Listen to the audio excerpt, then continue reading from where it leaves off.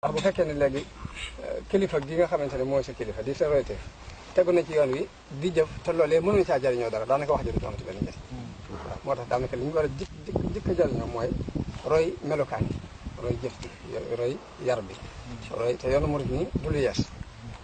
Sëñ Tuubaa indiwu fi lu yees léegi dafa fekk lu meloon ni lu xumaat rek mu xaccaat ko ba mu leer ndax daanaka buñ xoolee ba yoonu murid daj ci ñetti mbir la tënk tabe la ak woyof ak nangoo liggéey tabe woyof nangoo liggéey waaw nit li mu baaxoo woon nga xamante ni léegi doomu aadama yu dañ daan xëccoo daraja fu mbooloo daje kenn ku ne jàpp ni yaa mën a yaa gën sa morom di xëccoo daraja jooju